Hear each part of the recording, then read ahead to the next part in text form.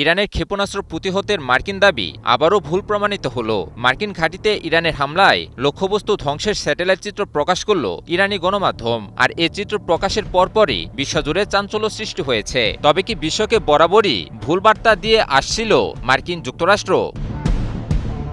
সম্প্রতি ইরানের উপকূলীয় এলাকায় যোগাযোগ স্থাপনায় হামলার জেরে মার্কিন লক্ষ্যবস্তুতে পাল্টা হামলা চালায় ইরানের সশস্ত্র বাহিনী। 7টি ব্যালিস্টিক ক্ষেপণাস্ত্র ছুড়ে পাল্টা হামলা চালায় ইরান। তবে ইরানি গণমাধ্যমে মার্কিন ঘাঁটির ক্ষতিচিত্র প্রকাশিত হলে তা আবারও ভুল প্রমাণিত হয়। মার্কিন যুক্তরাষ্ট্র বরাবরই যুদ্ধ নিয়ে ভুল তথ্য ছড়িয়ে আসছিল। যুদ্ধে মার্কিন যুক্তরাষ্ট্র জয়ী হতে চলেছে, ইরান ও তার সামরিক সক্ষমতা ধ্বংস করে দেয়া হয়েছে, খুব দ্রুতই একটি শান্তি চুক্তি আসন্ন, এরকম শত শত মিথ্যাচার করে আসছিল যুক্তরাষ্ট্র। কিন্তু ইরান দৃঢ়চিত্তে এর জবাব এবং বিশ্বের সামনে যুক্তরাষ্ট্রের নির্লজ্জ মিথ্যাচারের মুখোশ উন্মোচন করে আসছিল।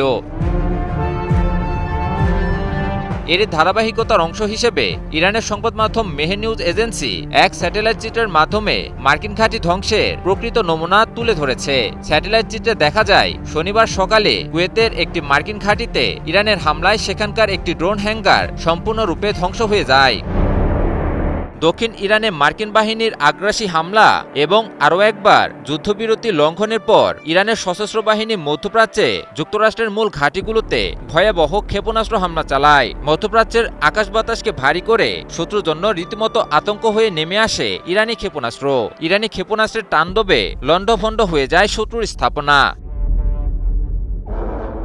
সর্বশেষ স্যাটেলাইট চিত্রের তথ্য অনুযায়ী কুয়েতের আলী আল সালেম বিমান ঘাঁটিতে অবস্থিত মার্কিন ড্রোন হ্যাঙ্গারটি সম্পূর্ণরূপে ধ্বংস হয়ে গেছে। মার্কিন নৌবাহিনীর ৫ম নৌবহরের সদর দপ্তরেও মারাত্মক ক্ষয়ক্ষতির কথা জানিয়েছে ইরানি সংবাদ মাধ্যমটি। ইরান ও যুক্তরাষ্ট্রের মাঝে বর্তমানে একটি আনুষ্ঠানিক যুদ্ধবিরতি চলমান থাকলেও যুদ্ধবিরতি ভঙ্গ করে ইরানি স্থাপনায় হামলা পরিচালনা করে মার্কিন বাহিনী। মার্কিন বাহিনীর হামলার প্রতি উত্তরে কয়েকগুণ বেশি শক্তিতে পাল্টা হামলা চালায় ইরানও। দেশ দুটির এই হামলা এবং পাল্টা হামলা চলমান পরিস্থিতিকে আরও নাজুক করে তুলেছে।